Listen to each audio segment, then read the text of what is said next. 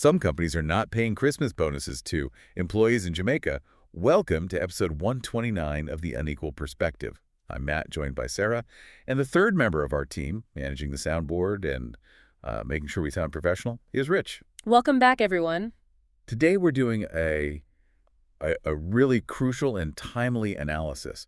We're focusing on the economic fallout in Jamaica, specifically after Hurricane Melissa. Yeah, and all of our information for this discussion comes from a single source. It's a canvas done by the Jamaica Observer, published just recently, December 19, 2025. The article is titled, Companies Tighten Belts. And our mission today, really, for you, is to move past the immediate shock of a headline like that and, unpack the bigger economic story here. Right. We want to figure out why this expected payment is being so severely restrained, and what does it tell us about the health of the post-hurricane economy? Okay, so let's unpack this. That headline hits hard. For so many workers, that Christmas bonus it's much more than just extra cash. Oh, absolutely. It's often the single largest paycheck of the entire year. It funds essential expenses.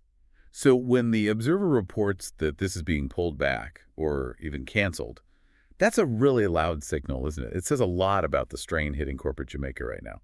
It's the absolute core finding of their canvas. They're reporting, a starkly restrained bonus season. We're seeing a lot of workers getting nothing at all. Or less than before. Exactly. Or, and this is a key point, a payout that just matches last year's amount. And matching last year, with inflation being what it is. It's a pay cut. Functionally, it's a pay cut. Your money just buys less. Yeah. And the Observer noted something else. The bonuses that are getting paid out seem to be concentrated in a much narrower slice of the corporate world. So that suggests a growing disparity. It does. It signals something critical about company stability.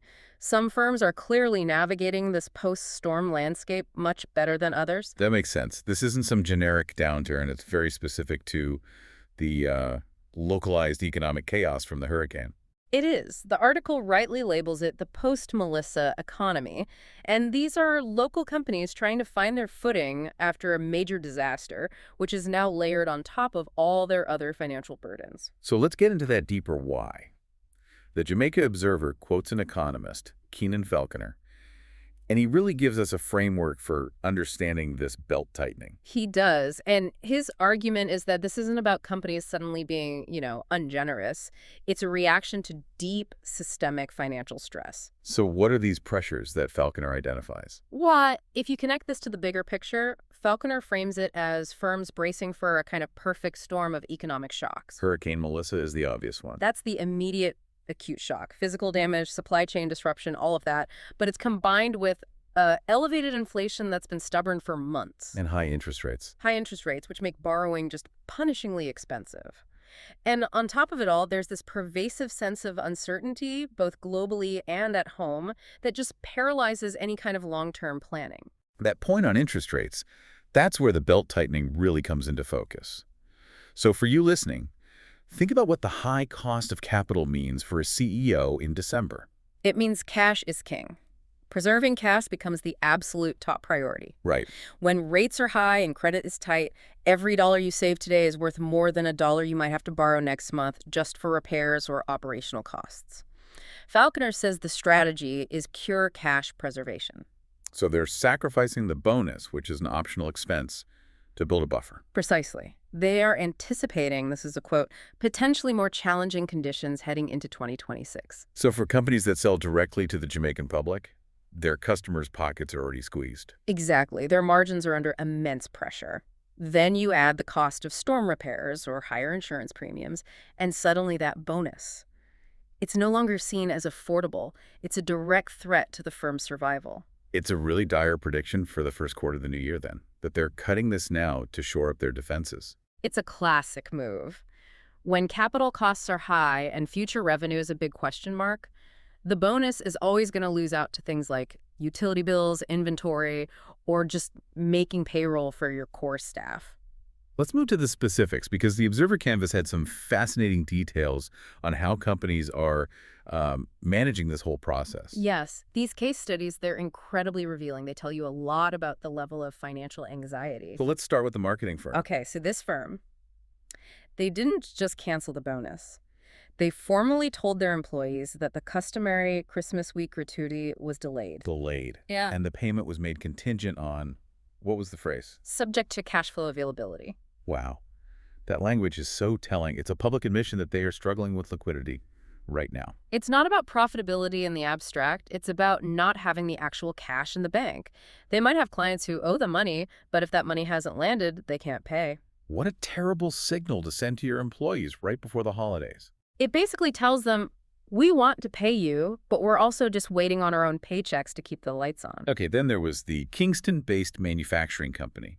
Their approach was a little different. A bit, yeah. Yeah. Their management was more preemptive. They told workers straight up to temper expectations. To manage expectations. Right.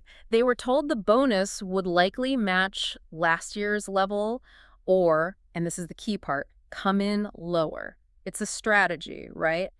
Instead of a sudden shock, you set a very low ceiling for hope. You try to control the bad news. And the public sector. Mhm. Bonuses there are rarely guaranteed anyway. Right, so the situation is probably the most precarious for employees. Some workers reported getting no payout at all. But there were some gestures. Some, yeah.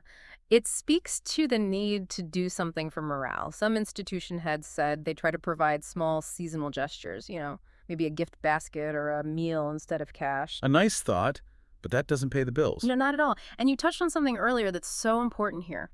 The method of the announcement. Some firms withheld any guidance at all. They said nothing and only revealed the decision when salaries were processed. So you find out you're not getting a bonus when you check your bank account. Yes. That lack of transparency, it suggests they were operating with absolutely zero financial margin, maybe hoping for some last-minute miracle payment to land. It totally reinforces that narrative of a company managing its cash down to the wire. It's a terrible way to do it. It might avoid an immediate argument, but it absolutely damages that long-term trust with your employees. And now they're left scrambling. Exactly. So we need to step back now and remind you, listening, why this timing is so devastating, not just for one worker, but for the whole island's economy. That's right. The article stressed that this isn't just fun money. Bonuses cover critical needs, paying off debts, covering utility bills, school expenses for the new term, travel, repairs. Functional money. Absolutely. Yeah. And there was that one incredibly poignant testimony from an anonymous employee. I remember that one. She said the decision meant going into the new year still carrying bills she had hoped to clear. And she had to change plans for a small family celebration.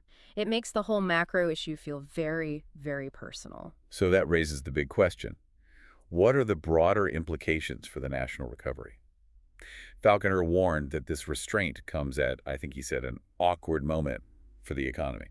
Awkward is a good word for it, because the island desperately needs consumer spending to kickstart the recovery. And bonuses are the fuel for that engine. They are. Bonus payments are a meaningful, immediate injection of cash into households. If that money is held back, the recovery for Melissa just gets that much slower. Right. Falconer specifically noted that this cash is needed to soften the fallout, especially in the first quarter of 2026.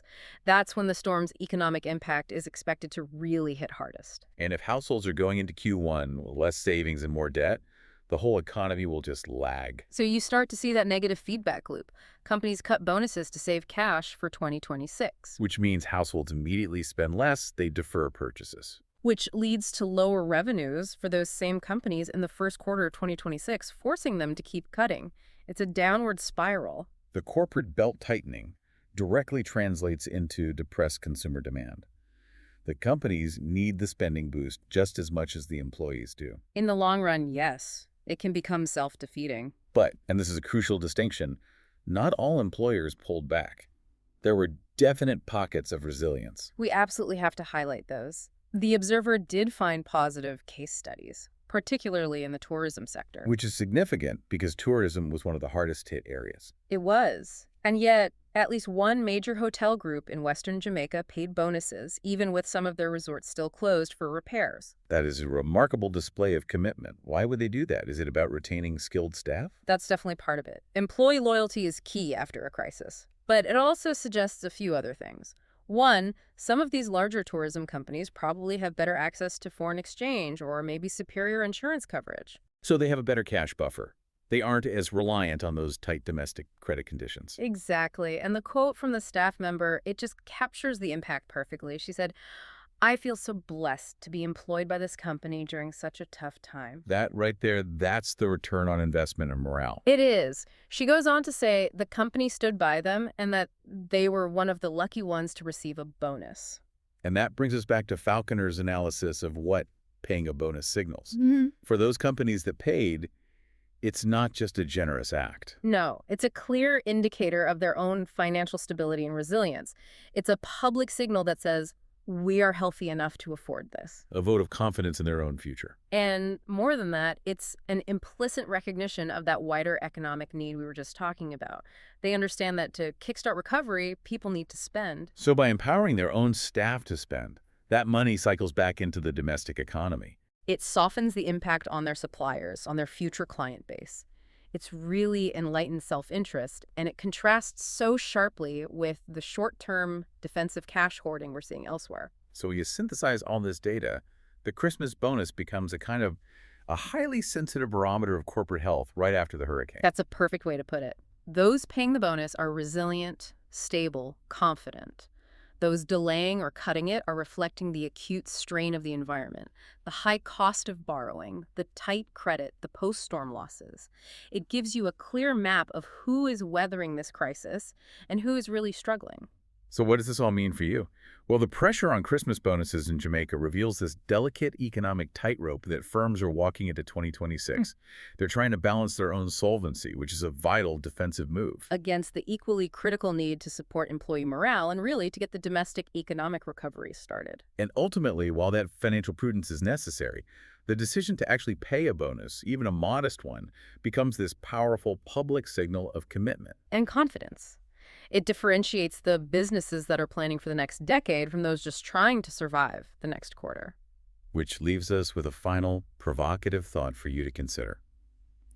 The Observer noted how several firms kept this decision private, only revealing it when salaries were processed. So think about how that lack of transparency affects long-term employee loyalty and confidence in a fragile post-crisis economy. When trust is already so low because of all the uncertainty, what is the true cost of managing expectations too tightly? And how long does it take for a company to earn that trust back? That lack of trust, that is something the island is going to be grappling with as it heads into a very uncertain new year. Thank you for joining us for this in-depth discussion on the economic challenges facing Jamaica. I'm Matt. And I'm Sarah. And Rich, as always, making us sound great. We'll catch you next time.